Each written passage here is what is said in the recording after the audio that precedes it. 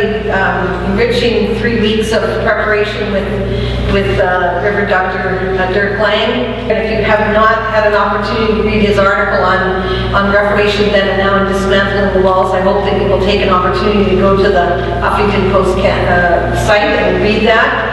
I would say that was the inspiration for us to have this opportunity to gather, and so we hope that you will be enriched by the experience of helping us to celebrate 25 years, the 25th anniversary of the dismantling of the wall that surrounded Berlin, and the freedom that it gave to the communities there but around the world, and a sense of hope for a future without the walls.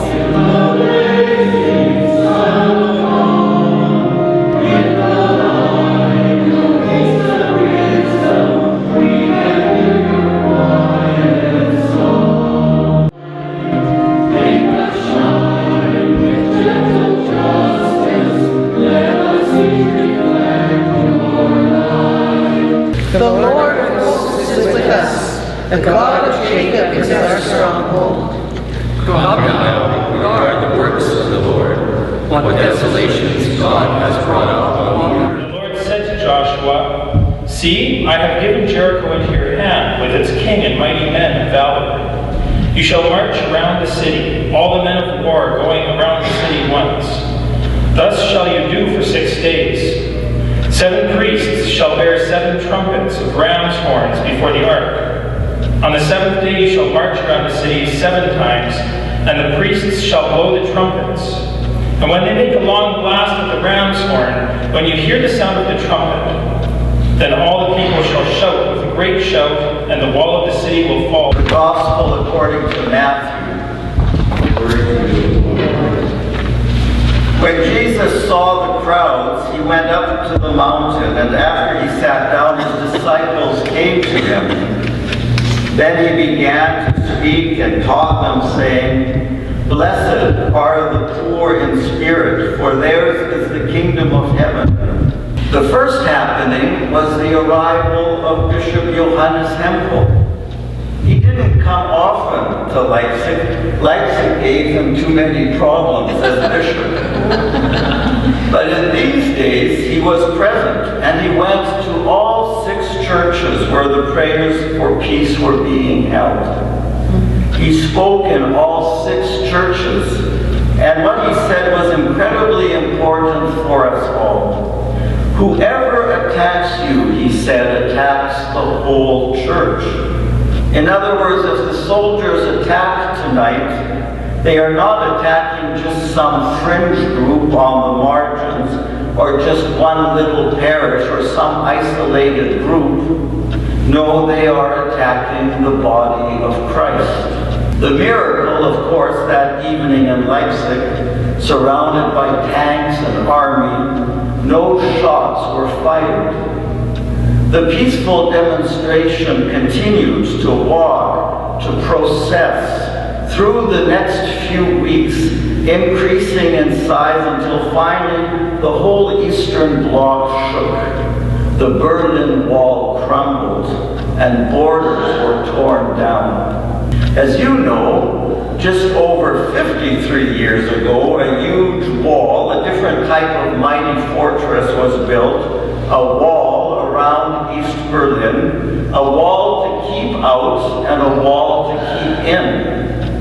This wall isolated people and forcefully molded them into a single, straight, dreary, one-dimensional way of living. The wall represented an oppressive system without cracks, without openings, without life. There was a sad attempt of a political system to forge an identity and protect that identity at all costs. Every community, yes, and we know even church communities, risk succumbing to the temptation of shutting borders and protecting identities. We are seduced by the illusion of control, so we shut the doors of our community. We isolate ourselves, isolate our communities, yes, even break away from communion with other churches in order to maintain the truth as we understand it, or as our culture or ethnicity understands it. Brick by brick, wall by wall, suspicion by suspicion, we build on our own authority. We construct an identity, a security, our own very little narrow world. Who or what can break those walls, that tower, those fortresses we construct? Who or what can overcome oppression in the land? God is our refuge and strength, a very present help in trouble. Selah. Remember the Israelites. They walked around the walls of Jericho for 7 days. And on the seventh day, on the seventh time around the walls, at the sound of the trumpet, those walls crumbled. 25 years ago, on this very day, the wall of a gray, oppressive society, the Berlin Wall, symbol of Stasi violence and terror and forced conformity, symbol of hopelessness, symbol of a totalitarian regime, came breaking down.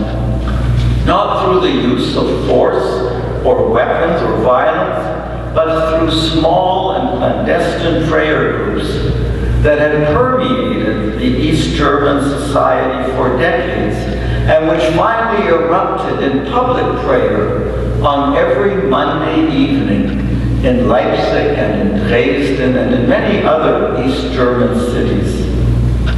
Communal prayer grew in Leipzig particularly from those underground prayer groups to prayers gathering 2,000, then 5,000, then 10,000, then literally hundreds of thousands of participants. Obviously, the churches could not hold all those people, and so they poured out into the street. I should say they really processed out into the street with their candles in hand. The candle became a gospel paradigm. It represented not only hope, but most importantly, peace. It was a sign of a peaceful manifestation. For when you set out in procession in the cold autumn breeze with lighted candles to face soldiers, you have no hands for weapons. One hand holds the candle, and the other hand has to protect the flickering flame. They moved like a liturgical procession, advancing with solemnity, not towards some high altar, some mythical center of meaning, but moving, sometimes with song, sometimes in silence, always with determination out into the world. They processed out into the street, holding their candles. The prayer, their prayer, listened and met the aspiration of people in the street. Yes, they went out with fear, their own anxiety and darkness, for they did not know what would greet them in the streets. And these young people went out with prayer and with their candles lit. And it was this liturgical procession that brought down an oppressive political, social system. This prayer and procession, though, didn't just mean political disruption. Through years of clandestine prayers, the church itself had been disrupted and transformed. They discovered that Christ was not an object to be adored or praised as we might reverence a cross placed high in our sanctuary. No, Christ was the broken body of the neighbor, scattered in the world, crying out, knocking on our door, knocking on our walls.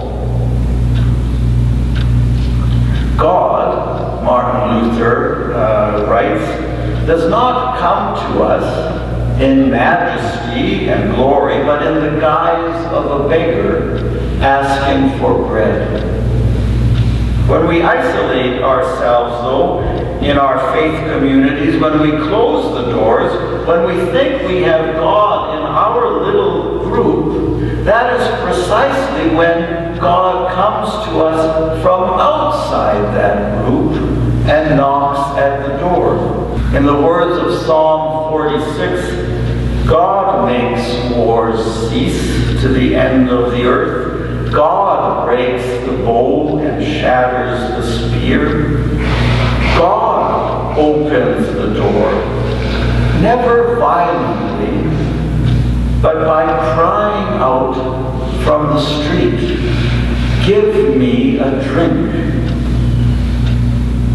Out of the depths of despair and hopelessness, God speaks a surprising word and opens an unexpected way. A candle is lit.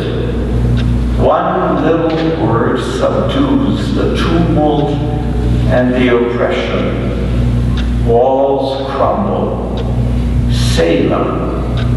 Psalm 46 continually reminds us that our calling in the world entails deconstructing walls, whether they be political, cultural, ethnic, economic, religious. Today, every community is to ask, what walls have we built up, unknowingly or knowingly, that confine and restrict us? And we can ask that question boldly, for as Pope Francis recently said, God is not afraid of new things. Be still and know that I am God. I am exalted among the nations.